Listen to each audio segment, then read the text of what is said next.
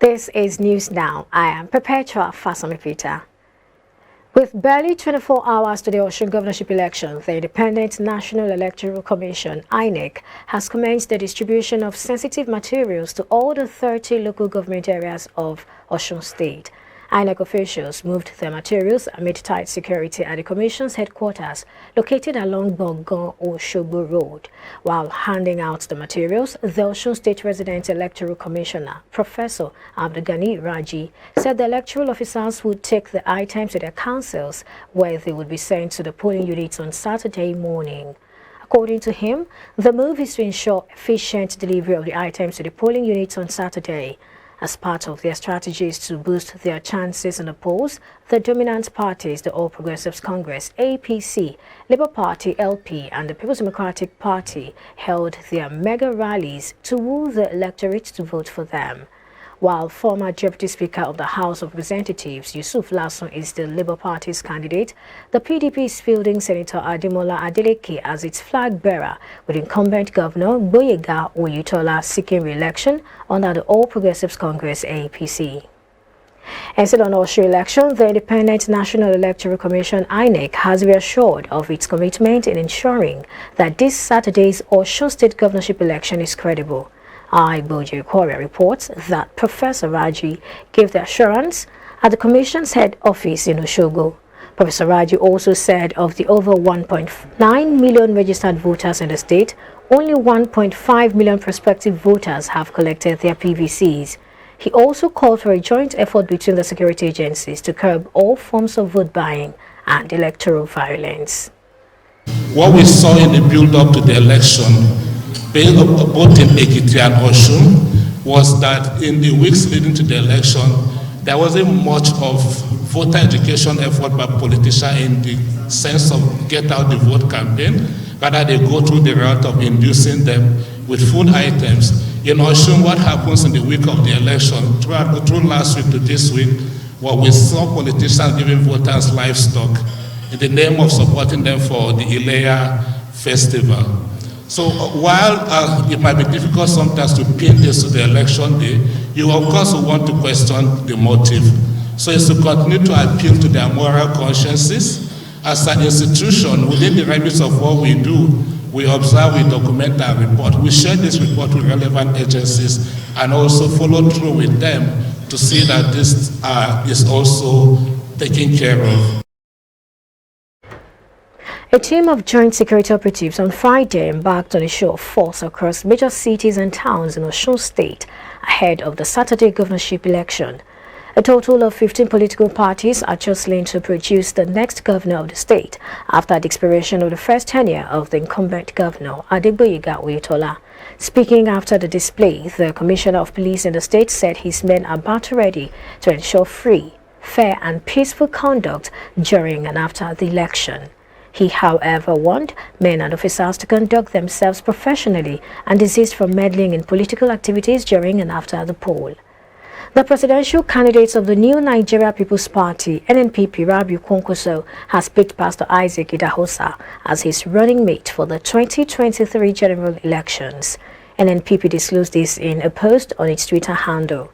Bishop Idahosa is the senior pastor of God First Ministry, also known as Illumination Assembly, with its headquarters in Lekki, Lagos State.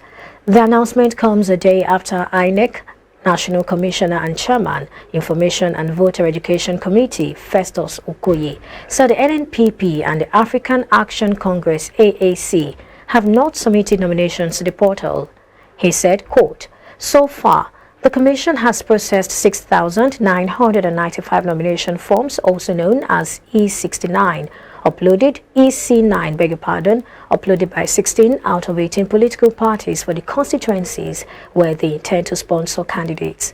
However, two political parties, the African Action Congress and New Nigeria People's Party, NNPP, are yet to upload a single nomination to the portal." End of quote. The Commission hereby reminds all political parties that they have 3 days left to upload their list of candidates to the ICNP. End of quote. The deadline is Friday, 15th July 2022. The portal will automatically shut down at 6 p.m. on that date. Prior to being named the NNPP vice presidential candidate, Bishop Idahosa has shared several posts about Kwankwaso and was in Kano over the weekend to celebrate Salah with the former Kano state governor. A National Industrial Court, Abuja, on Friday ordered the federal government to put machinery in place for the immediate review of the salaries and allowances of the judicial officers in Nigeria. Justice Osato Hanwe Obaseki Osahe, who issued the order, held that the current salaries and allowances of judicial officers in the country are not only abysmally low but embarrassing. Justice Obaseki Osahe gave the order while delivering judgment in a suit filed against the federal government by Chief Sebastian Honorable Hon, Senior Advocate of Nigeria.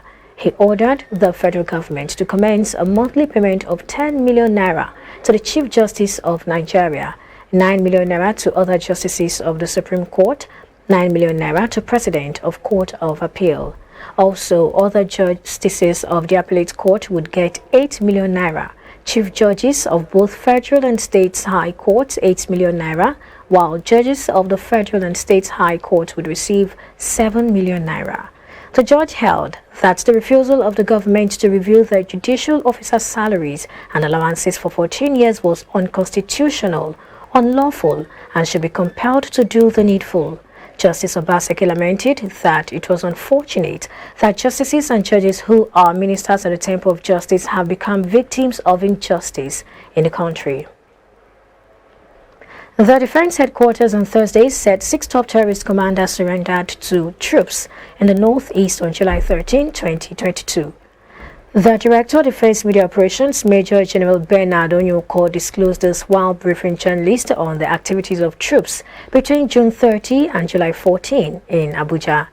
He said, and I quote, "On July 13, 2022, 6 top terrorist commanders surrendered to own troops in Gwoza. It is pertinent to note that since the surrendering of terrorists to own troops, the high caliber of commanders surrendered at this time is unprecedented. Among them, a Wali, that is governor, and Cade, a 3-star commander. Those who surrendered are Mala Hassan, that's Wali, Ali Magadali, Munzo, Musa Bashir, that's Chief Anu, Buba Jahiru, that's Munzo, Jaffa Hama, Cade, and Abali Nakib Pulisawa." End of quote. Onyuko also said troops killed over 63 terrorists in separate operations during the period under review.